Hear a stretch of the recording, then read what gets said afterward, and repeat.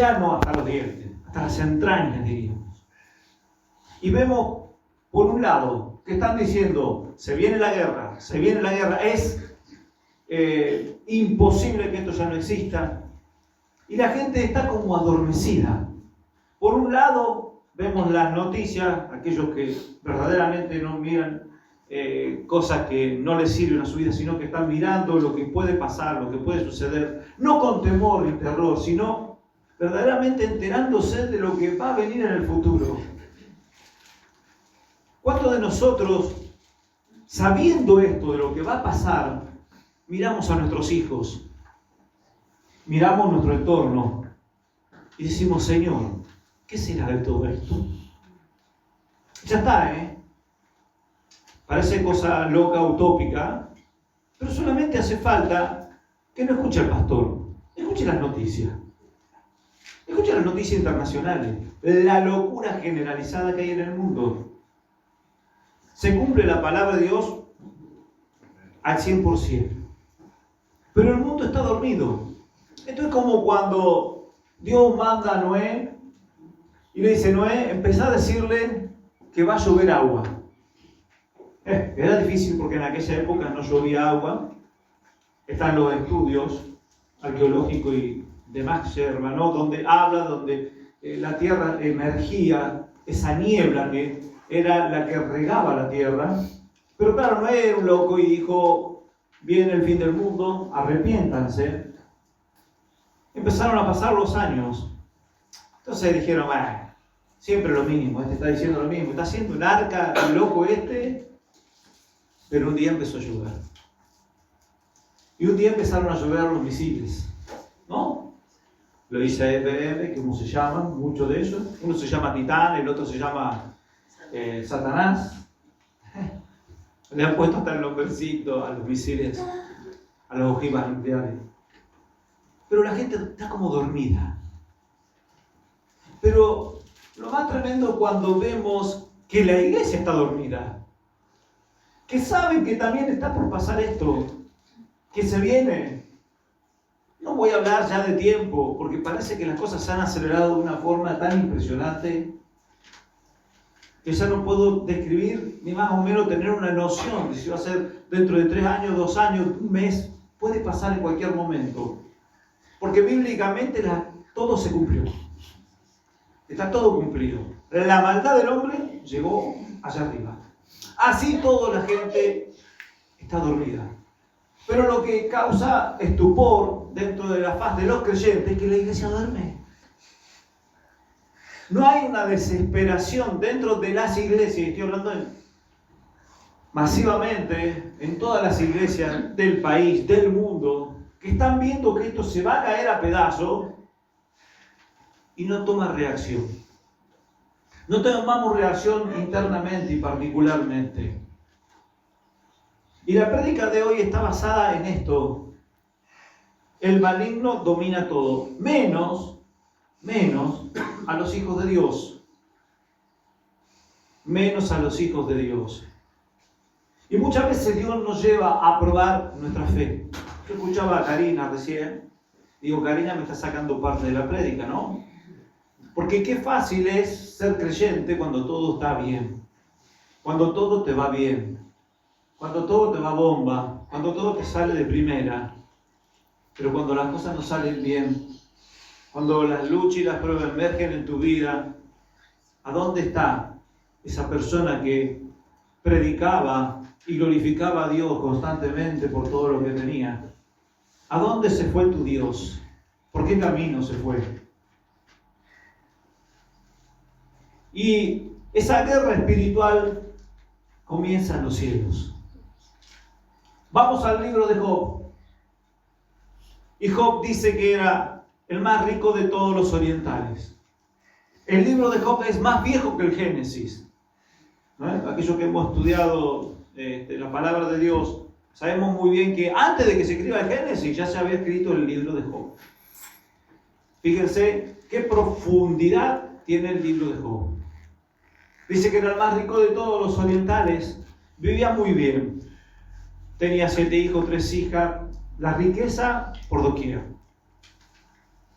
Pero Job, todo lo que hacía, lo hacía por temor a que a los hijos le pasen algo. Y esa es muchas veces la clave de muchos creyentes, de que a mi hijo le pase algo. Hasta que en un momento determinado Dios vio en la integridad de Job que había una falla, que era el temor. El temor de que sus hijos hicieran algo mal, de que pecaran, de que hicieran... O sea, había un amor a Dios, pero más que ese amor que él tenía de Dios, era un temor. Y Dios no quiere que le tengamos temor. Dios quiere que le tengamos amor. Que miremos la cruz y amemos la cruz. Que amemos a aquel que un día dio su vida por cada uno de nosotros. Cosa utópica o loca. Entonces, se desata una guerra espiritual dentro de tu vida que no sabes muchas veces para dónde ir.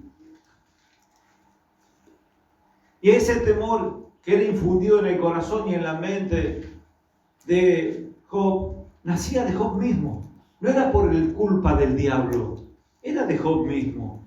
El diablo no lo podía tocar. En un momento determinado en la historia humana y en la fase espiritual, dice que se presentaron los ángeles ante la presencia de Dios. Y entre los hijos de Dios se presentó Satanás. Y se presentó el diablo. Y Dios le pregunta: ¿no has visto a mi siervo Job? Que como él no hay otro en la tierra, íntegro, temeroso de Dios. Y el diablo le dice: sí, lo vi. Está él, toda su familia, tiene todos sus bienes. Pero no lo puedo tocar, porque tú no lo permites. Porque en las leyes espirituales estaba que una persona tan íntegra, que trataba de vivir en santidad, el diablo no lo podía tocar. Por ende, todas las cosas a Job le salían bien. El diablo, por supuesto, como acusador constante, le dice: sí, toca algo de lo que él tiene. Y fíjate si no va a renegar de vos. ¿Cuántas veces no? ¿Cuántas veces que vivimos de gloria en gloria y en el momento que empieza la lucha y la prueba, hasta muchas veces en nuestros pensamientos y en nuestro corazón hemos renegado de Dios? Y dice que en un solo día,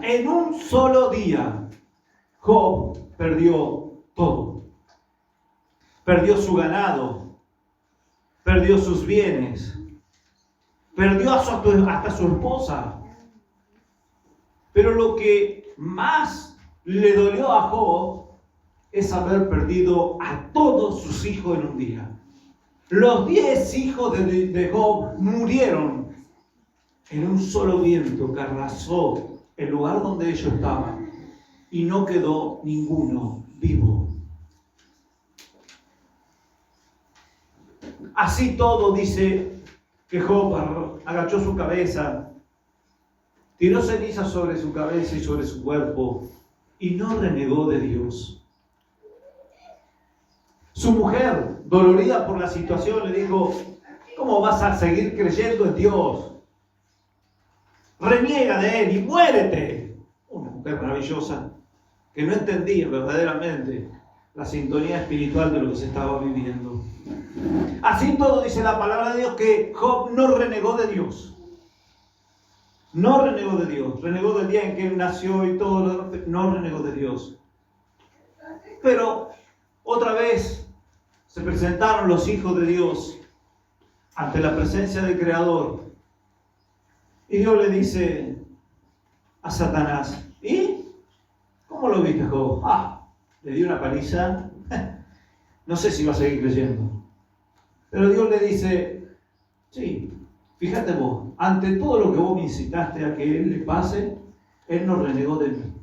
Y el diablo, como siempre, tiene la última palabra dentro de la faz humana, pero no de la gracia de Dios, le dice: sí, piel por piel, todo lo que el hombre tiene dará por su vida. Pero ahora ve y toca su cuerpo y vas a ver cómo no reniega de vos.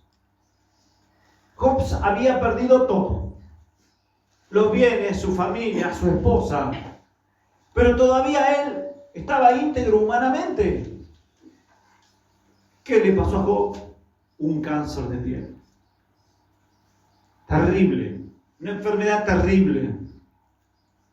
Cronológicamente, por lo que cuenta la palabra, Job estuvo 2 años aproximadamente con esa enfermedad. No sabía cómo rascarse, no sabía cómo acostarse, no sabía cómo ponerse. Devastado humanamente. Así todo, dice la palabra de Dios que Job no renegó de Dios. Renegaba de su vida, renegaba de su nacimiento, renegaba de lo que lo rodeaba, pero de Dios jamás renegó. Y qué ejemplo para cada uno de nosotros, para cada vez que estamos pasando por una situación difícil. Parecería que nunca terminamos de pasar la prueba, ¿no?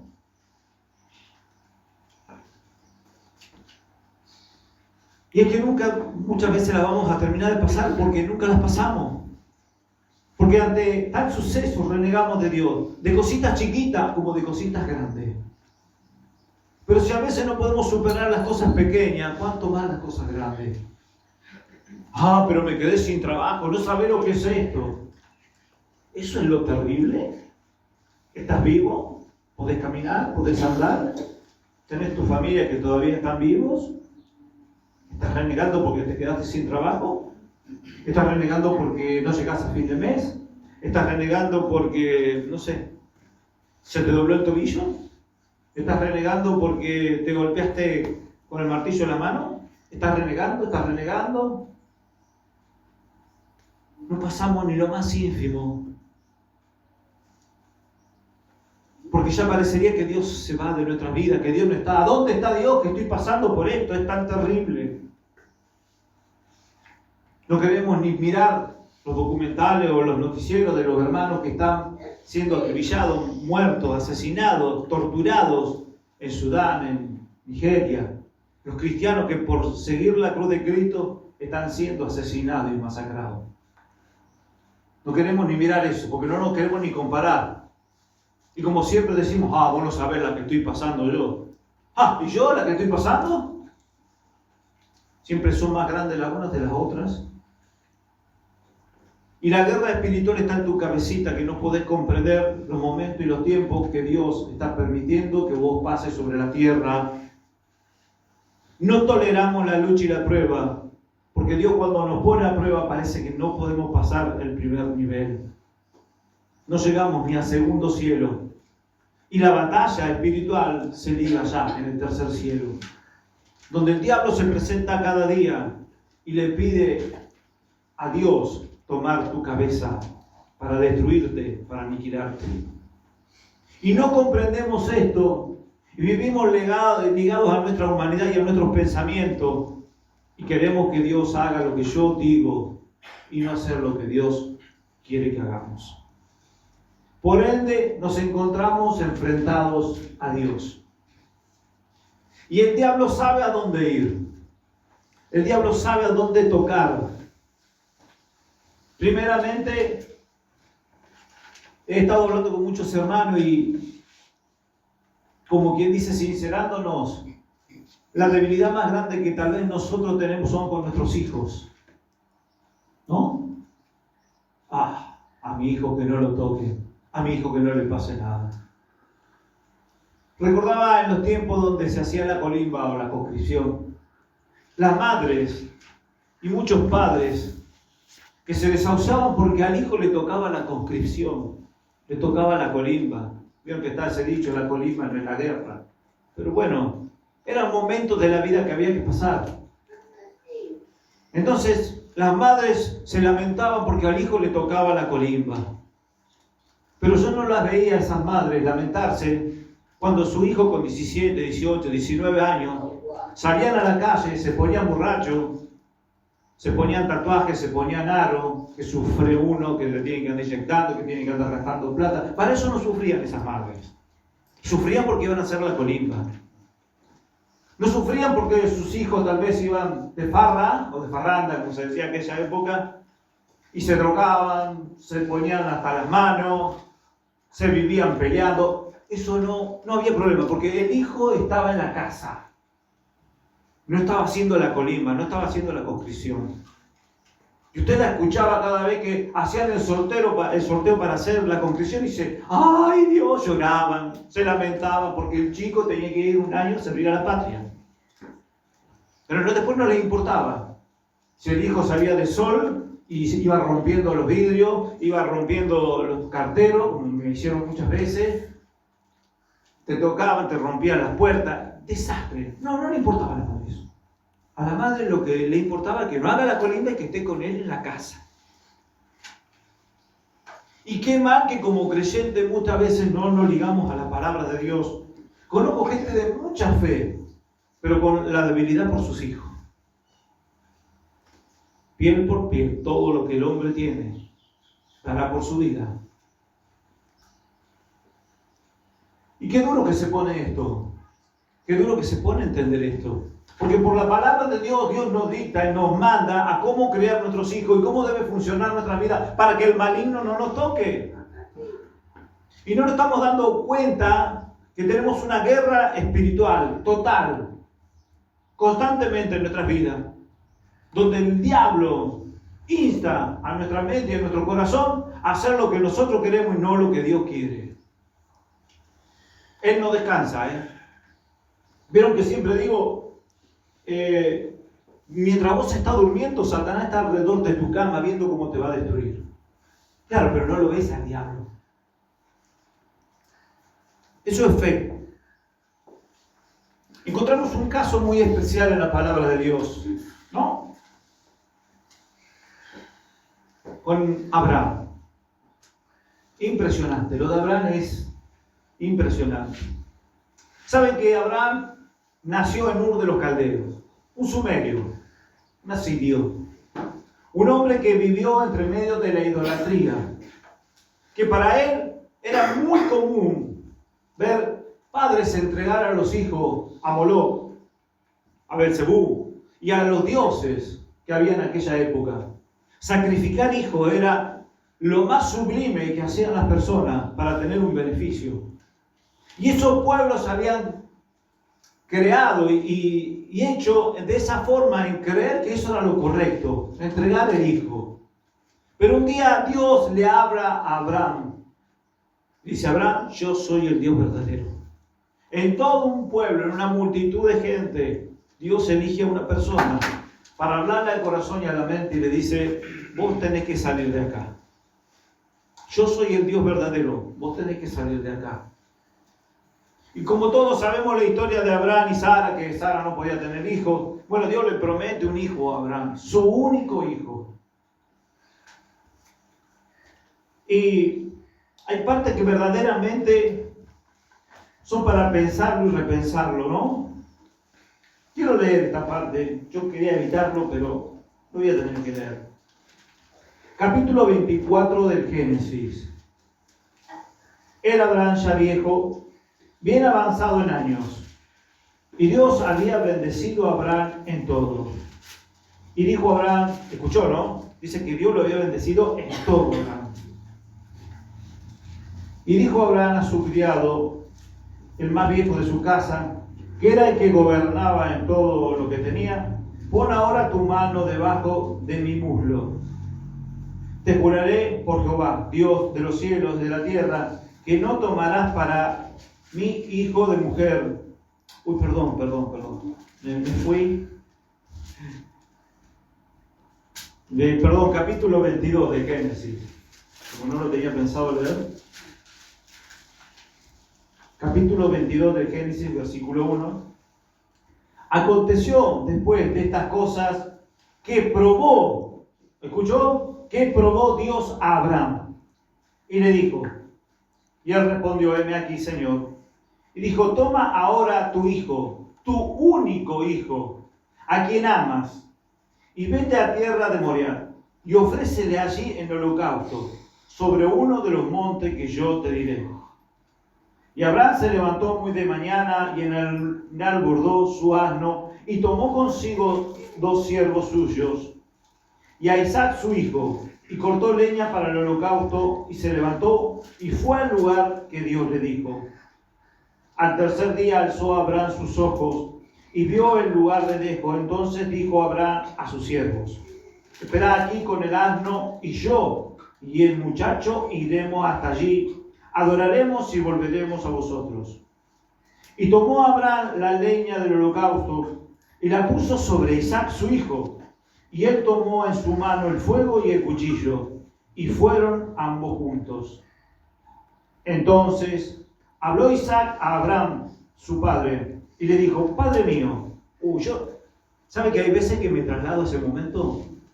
Cuando él va caminando con el joven, y Abraham le había dicho: vamos a ofrecer sacrificio a Dios. Y el joven no sabía que era el sacrificio. Y el pequeño diciéndole: papá, ¿a dónde está lo que vamos a sacrificar? Qué momento, ¿no? Entonces habló Isaac a Abraham, su padre, y le dijo: Padre mío. Y él respondió: heme aquí, mi hijo. Y él le dijo: he aquí el fuego y la leña, mas ¿dónde está el cordero para el holocausto? Y respondió Abraham: Dios se proveerá del cordero para el holocausto, hijo mío.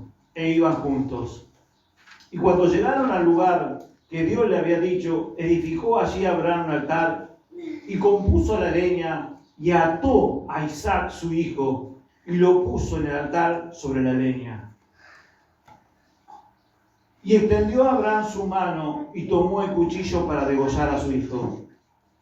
Entonces el ángel de Dios le dio voces desde el cielo y le dijo: Abraham, Abraham. Y él respondió: heme aquí.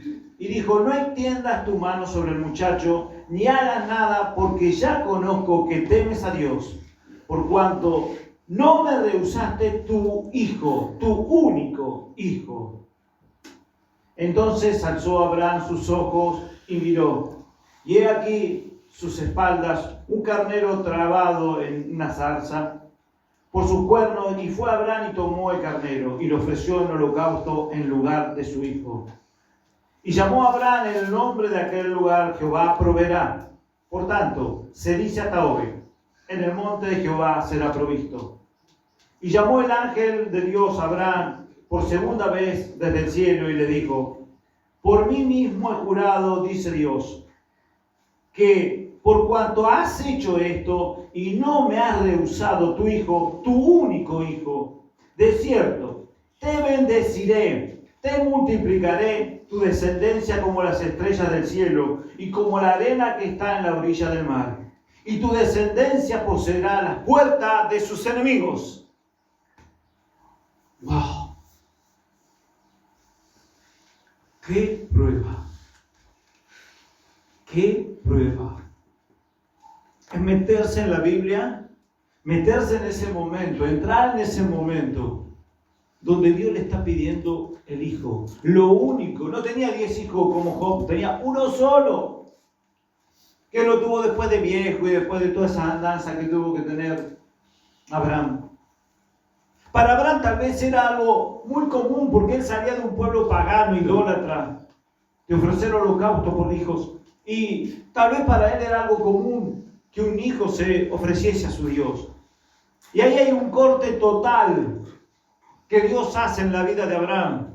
Basta, Abraham, de tu pasado. Se acabó. Se terminó lo que vivías. Esto no es así como vos lo vivías.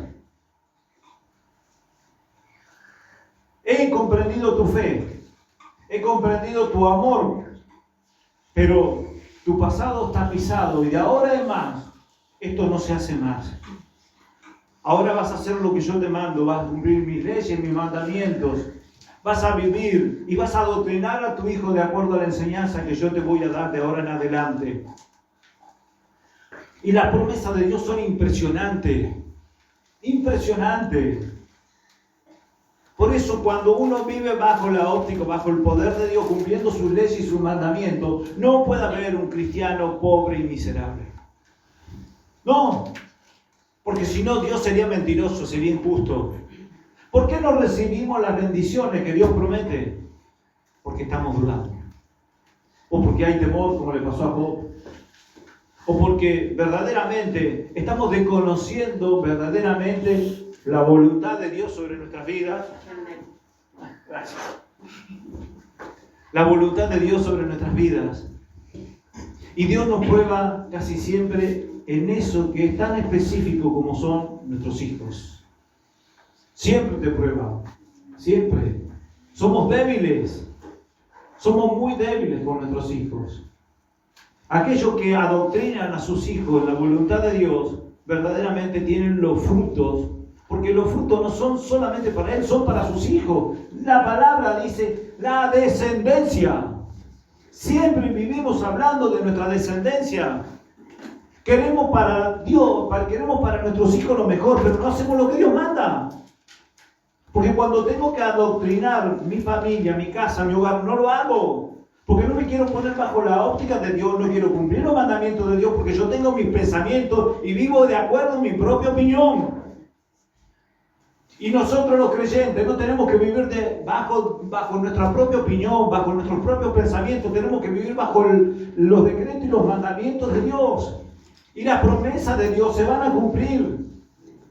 Jamás va a faltar pan en tu casa, jamás va a faltar la vestimenta, jamás vas a dejar de tener un techo. Y el bienestar que vos debés tener, Dios te lo tiene que dar. Porque es palabra de Dios, y Dios no es como los hombres mentirosos. La palabra de Dios es viva y eficaz, y es veraz. Y lo hemos visto y lo hemos vivido. Aquellos que viven en la voluntad de Dios y en la gracia de Dios, cómo Dios te guarda, te cuida y te protege en el medio de la lucha, de la dificultad.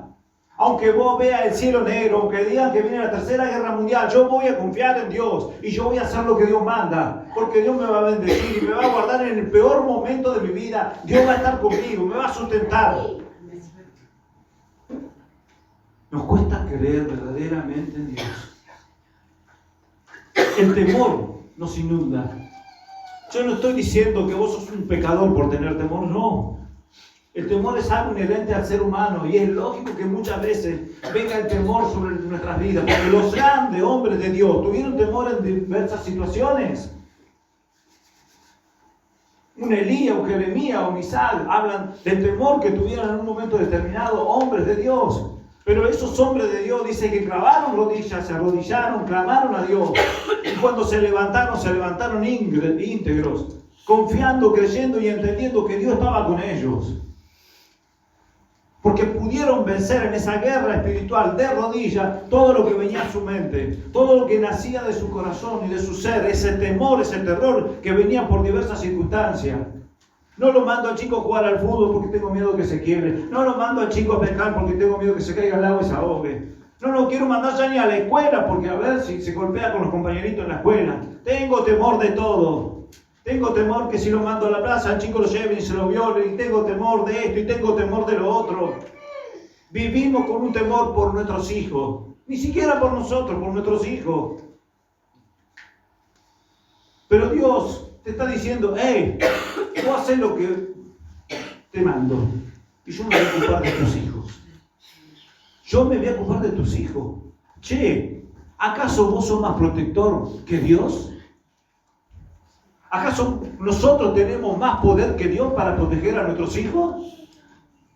Si ya cuando tienen una determinada edad se vuelan de tu casa y hacen lo que se les place,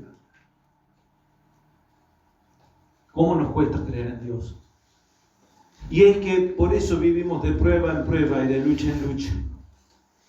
Porque verdaderamente no hemos asentado nuestra fe creyendo que Dios es el que va a hacer la obra en nuestras vidas, que va a hacer la obra en nuestros hijos, que nuestros hijos se tienen que golpear, que nuestros hijos se tienen que caer para poder levantarse y para poder proclamar al Dios de sus padres de rodillas constantemente cuando viene el dolor, la lucha y la prueba.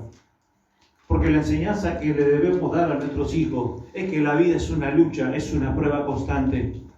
Y que nosotros no tenemos que vencer acá, tenemos que vencer en el tercer cielo. Tenemos que llegar ante la presencia de Dios. Y de la única forma que llegamos al tercer cielo, a que Dios escuche nuestro ruego y nuestra oración, es clamándole a Dios, arrodillándonos ante la presencia de Dios y pidiéndole todos los días de nuestra vida, Señor, quiero hacer tu voluntad. Quiero hacer tu voluntad, quiero vivir bajo tu poder, bajo tu dominio, bajo tu gracia, porque tú vas a hacer todo lo demás. Ayúdame a vencer el pecado que mora en mí. a tener un dominio propio para poder vencer todo lo que viene y se afrenta sobre mi vida. Padre, guárdame, cuídame, susténtame bajo tu poder, guárdame bajo tus alas. El cristiano victorioso no es porque nunca tiene un problema. El cristiano victorioso es el que va pasando de prueba en prueba, de lucha en lucha, y se va perfeccionando hasta que llegue el día de la perfección, que es el día que desaparece de esta tierra. Porque hasta el último día de nuestras vidas, como siempre hemos predicado, vamos a tener lucha y vamos a tener prueba.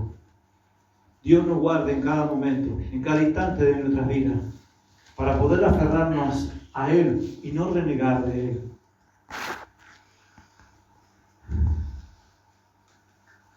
Muchas veces creemos que los sacrificios están basados en nuestro esfuerzo carnal, ¿no? Uno de los trabajos más difíciles tal vez sea el de la albañilería, ¿no? Uno trabaja con el cuerpo, con todo su ser debajo del sol, en el frío, en la lluvia, y los tipos trabajando allá arriba en los edificios, y vos decís, qué calor que hace, y vos vas con el aire acondicionado prendido, y nos mirás de allá, y decís, pobre gente esta, ¿cómo hacen para vivir? Y viven, y no se mueren. Pero vos no podés bajarte del auto porque te agarra el calor. Ay, me vuelvo a meter arriba del auto y prendo el aire acondicionado. Y si no tenés aire acondicionado, ¡ay Dios! ¿Cómo puede ser? Se me rompió el aire acondicionado. ¿A vos te parece bien con el calor que hace yo tenga que andar así? Renegaron hasta por el aire acondicionado. Y por ahí lo veo a esos tipos laburando y decir, ¿cuánta gracia de Dios habrá en esas personas para que puedan trabajar de esa forma? Pero no quiero que mi hijo vaya a laburar de albañil. Entonces tenemos que traer los paraguayos, los bolivianos, los peruanos, los chilenos que vengan a trabajar de albañil en Argentina, porque los argentinos no pueden trabajar de albañil. ¡Qué locura! ¿Se dio cuenta de eso usted? No se dio cuenta. Los sacrificios que vengan los de afuera a hacerlo. Ya nosotros los argentinos no tenemos que tener sacrificio. Somos sanguijuelas constantes. Queremos vivir como reyes sin haber hecho un sacrificio verdadero y sincero. Muchas veces escucho a la gente, ¿no? Todo el año renegando de la situación económica. Cuando escucho a mis compañeros, che, qué desastre, cómo vivimos, qué sé yo. Llega diciembre y yo me voy a Brasil. Y yo me voy a la isla Margarita. No, yo me la voy a pasar en la costa una semanita. Entonces decís, che, qué raro esto, ¿no? Vivieron renegando todo el año y se van a Brasil. Y no, porque sale más barato que la Argentina. Las vacaciones. Un deleite humano maravilloso. Me alegro por todos los hermanos que salen de vacaciones. En serio, Me alegro porque es una bendición que puedan salir de vacaciones. Pero lo que yo escucho de la gente constantemente, todo un año llorando. Pero llega diciembre y se desespera. Ya, ¿a dónde está la tarjeta? Sacamos la Visa, la Mastercard, ¿cuál sacamos? La naranja, saca la que sea, mientras la podemos gastar. Qué cosa de loco, ¿no? Cómo se contradice todo. Pero los cristianos no somos así. Los cristianos les vivimos dando a Dios todos los días de nuestra vida, ¿no es cierto? ¿No es cierto? Amén. En las buenas, en las malas, en las lindas y en las feas. Como dijo el apóstol Pablo, sé vivir en la riqueza y sé vivir en la pobreza. Pero de todas las formas le doy gracias a Dios. Gracias a Dios por todo. Y sanamente que tenemos que tener nosotros como creyentes. Porque a su tiempo, dice la palabra de Dios, a su tiempo segaremos. A su tiempo segaremos. No se deje convencer por Satanás. Entienda que todas las luchas y que todas las pruebas que usted tiene se desarrollan primero allá arriba, en el cielo, donde Satanás va y pide tu cabeza. Donde nosotros desde acá abajo clamamos a Dios para que Dios nos guarde y pedirle a Dios hacer su voluntad para ser personas que vivan en felicidad, en paz y alegría. Porque si no hacemos esto, por más que vengamos a la iglesia todos los días de nuestra vida, no cambiamos nuestra mente y nuestro corazón. Y el dominio propio no ejercita en nuestra vida ese poder de oración para llegar al cielo, vamos a vivir una vida mentirosa, engañosa, falaz de cristianos. Verdaderamente no nos sirve de nada esa poca fe que tenemos para llegar a la iglesia para andar con una Biblia bajo el brazo. Tenemos que poner en marcha nuestra fe. Y esa fe se ve en los momentos difíciles, donde Dios aprueba y te dice, pasaste de año, llegaste al reino de los cielos. En lo poco me fuiste fiel, en lo mucho. Y fíjense cómo dice la palabra, dice, en lo mucho te pondré. No te dice, bueno, vos de acuerdo a lo que hiciste, yo te voy. No. No me importa tu plata, me importa lo que hay en tu corazón. Me importa cómo estás tratando cada vez que yo te estoy reprimiendo, que yo estoy poniendo una prueba. Quiero ver eso de vos. Quiero ver cómo está tu corazón y tu mente ante la presencia de tu Creador. Por ahí las palabras son duras, como siempre las prédicas. Porque cuando te hablan en lo profundo de tu corazón, que son los sentimientos, que son tus hijos, nos cuesta mucho. Nos cuesta una barbaridad. Nos cuesta mucho adoctrinar a nuestros hijos y enseñarles que hay un Dios justo. Pero que si comprendemos qué es lo que quiere ese Dios de nosotros, nuestra descendencia, nuestras vidas tienen que cambiar y tiene que ser una vida de prosperación. No podemos volver para atrás, tenemos que ir para adelante. Tenemos que prepararnos porque los tiempos son malos. ¿Cómo vamos a prepararnos a nuestros hijos cuando empiecen a volar las ojivas nucleares? ¿Qué será de los jóvenes que tenemos en la iglesia? De los antes. ¿Qué será de... ¿Dónde está? Acá. Bueno, de Gemma, de Emily. ¿Qué será de todos estos chiquitos? Y ya hablemos de algunos que ya llegó a los 18, 20 años. Prepárense. Porque si no se preparan en Dios, cuando empiecen a volar los misiles, también te van a llevar con ellos. Pero a los hijos de Dios, tal vez Dios los mantenga en su mano y tendrá un motivo específico. Predica la palabra a tiempo y fuera de tiempo, en todo momento y en todo lugar. No te avergüences de ser un cristiano, no te avergüences de ser un hijo de Dios, no te avergüences cada vez que tus familiares, tus amigos, tus compañeros te carguen porque vos sos un evangélico. Porque vos venís a la iglesia, cuando te carguen decirle, ¿y vos qué? ¿Qué forma de vida estás llevando? ¿Acaso tu vida es tan correcta y tan buena para que vos me digas que yo no vaya a la iglesia? Fíjate la vida que llevas. Y ahí te tiene que nacer esa luz espiritual donde vos describís a la persona a la cual te está degradando y vos le terminas hablando con amor diciéndole, fíjate la forma de vida que llevas. ¿Qué me puedes venir a decir a mí porque yo voy a la iglesia? O porque yo quiera tener un encuentro con Dios. Yo no me avergüenzo del Evangelio, porque es palabra y poder de Dios. Al judío primeramente, al griego, y así a todos los seres humanos de la tierra. No me voy a avergonzar de predicar la verdad y la justicia, el amor y la fe en Jesucristo, porque da la demostración concreta y directa de lo que tenemos en el mundo, degradante los seres humanos.